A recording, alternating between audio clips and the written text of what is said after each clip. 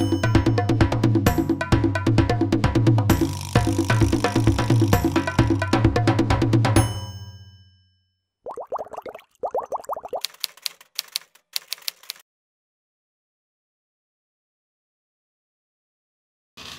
jadi di sini teknologi yang digunakan ya kalau melihat pertanyaan tadi adalah insinerator. Jadi pembakaran secara aman ya. Jadi kalau kita bicaranya insinerator itu pasti sudah memenuhi standar yang ada. Walaupun sampah dibakar, dia tidak akan menimbulkan efek samping ya atau lingkungan yang akan merugikan masyarakat ya maupun lingkungan secara luas ya.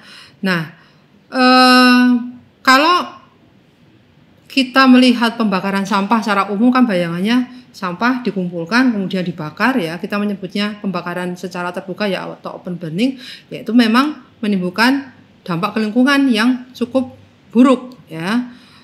Selain asap juga di situ kalau ada plastik akan menimbulkan dioksin ya, dioksin itu memicu sel kanker ya.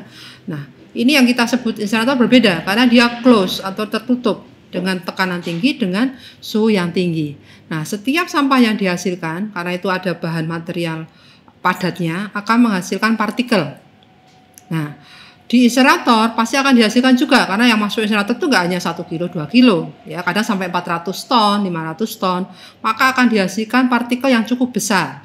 Ya, kalau kita melihat sekilas kayaknya asap ya. Jadi kalau Bapak Ibu sekalian mungkin lihat ada cerobong asap keluar warnanya itu hitam, berarti di situ pasti ada partikelnya. Ya, dengan diameter yang sangat kecil ya. Ya nanti kalau masuk ke pernapasan itu akan mengganggu sistem pernapasan kita. Nah di insinerator sudah dilengkapi dengan filter. Jadi semua hasil pembakaran yang dihasilkan berupa gas maupun berupa partikel itu akan disaring. Sehingga kalau kita bicaranya sistem pembakaran secara aman di negara maju ya insinerator, yang keluar dari cerobong asap nggak lagi warnanya abu-abu, tapi sudah putih. Ya artinya itu berupa uap air. Nah, kenapa Indonesia kok belum bisa? Kendalanya adalah teknologi yang cukup tinggi yang harus diterapkan. Yang pasti investasinya akan sangat besar. Itu yang pertama. Jadi kendala teknologi yang nanti ujungnya adalah kendala pembiayaan. Ya, karena kita bicara insinerator kan nggak hanya beroperasi 1 hari. Harus setiap hari sekian sampai sekian tahun, maka operasional juga akan tinggi setiap hari yang dibutuhkan.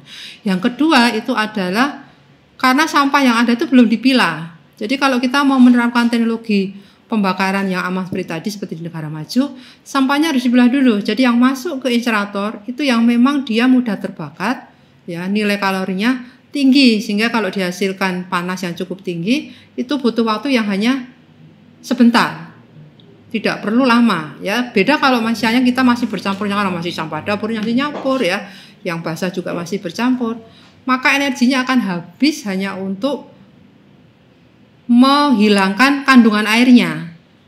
Ya, jadi kalau dihitung secara ekonomi nggak akan menguntungkan. Pasti energi yang dibutuhkan untuk membakar sampah akan lebih besar daripada energi yang nantinya dihasilkan. Nah, itu kendala di kita 2 utama itu.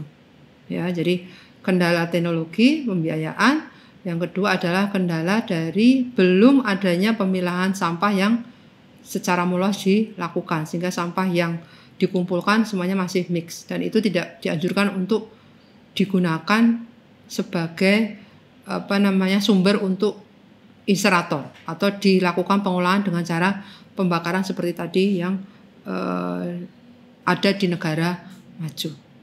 Seperti itu.